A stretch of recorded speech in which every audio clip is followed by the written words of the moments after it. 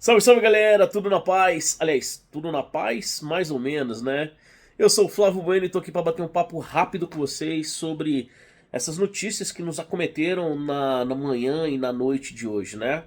O presidente dos Estados Unidos, Donald J. Trump, afirmou mais cedo que em sua rede social que iria aniquilar, né, uma civilização que hoje ela padeceria, né, que ela chegaria ao fim.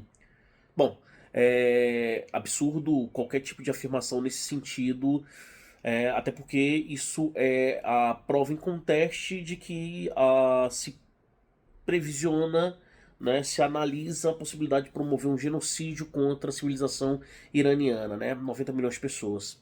Bom, nenhum tipo de ação militar se justifica quando você tem alvos civis, né?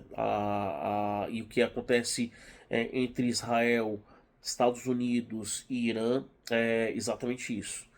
Mas, cara, é muito difícil você fazer uma análise sobre as ações do Trump, porque me parece que a gente precisa analisar essa situação por vários aspectos. Primeiro, o Trump me parece estar numa situação de presa encurralada. E presa encurralada vai mostrar as presas, vai tentar dar um bote e vai avisar que vai dar o bote, mas não necessariamente vai fazê-lo. Estados Unidos é uma potência em decadência, mas não é uma decadência do ponto de vista apenas da força econômica ou militar. É, sobretudo, uma potência em decadência do ponto de vista moral, né? E quando eu falo do ponto de vista moral, todo projeto de diplomacia que nós temos hoje é um projeto que também é criação norte-americana em 1945. A ONU é um projeto norte-americano também, né? E a ONU e todos os conselhos, comitês ou elementos da diplomacia são destruídos a cada uma dessas falas, né? É impossível sentar numa mesa de negociação com alguém que trata o Estado de maneira empresarial ou trata o Estado como se fosse uma filial de sua empresa. Sobretudo quando esse Estado é o Estado norte-americano, que é muito mais perigoso, né? Também é muito difícil fazer uma análise porque o presidente norte-americano é muito repleto de bravatas. De manhã ele fala uma coisa, de noite ele e a sua mentira não se subscrevem, né? E foi exatamente isso que aconteceu, né? Ele afirmou agora há pouco que teremos um cessar-fogo de 2 semanas com o Irã e que isso representa uma vitória norte-americana e a abertura do Estreito de Hormuz e, mais uma vez, ah, eu acho muito pouco provável que isso de fato venha a acontecer. Nós já vivemos a maior crise petrolífera da história. O petróleo já chegou a bater US$ 139 o barril, né? Existe inclusive uma crise especulativa. Então é importante que, por exemplo, que se diga que pelo Estreito de Hormuz, além dos 20% de petróleo em estado bruto, né, passa ali por ali também gás natural e passam fertilizantes, o que de fato compromete a economia de vários países. Sempre me perguntam se a guerra, a gente tem a possibilidade de uma guerra mundial, e eu sempre respondo, essa guerra já é mundial, todas as guerras já são mundiais por conta dos efeitos globais que elas produzem, né? Só que é uma guerra dessas que são injustificáveis e, cara, a pressão sobre o presidente norte-americano para que a crise do petróleo seja cesseada, né? Ou seja, se chegue ao fim é absurda, né? Interna e externamente. Mas também falta, ao meu ver, uma liderança global que seja capaz de bater a mão na mesa e falar assim: peraí, senta aqui, segura o reggae aí de vocês. E a gente não tem essa liderança, pelo menos dentro da lógica institucional que nos cabe, que é a Organização das Nações Unidas. E por isso, então, muito por isso, inclusive, a gente vive um momento que eu costumo dizer que é um momento de inflexão. Na prática, o que isso significa?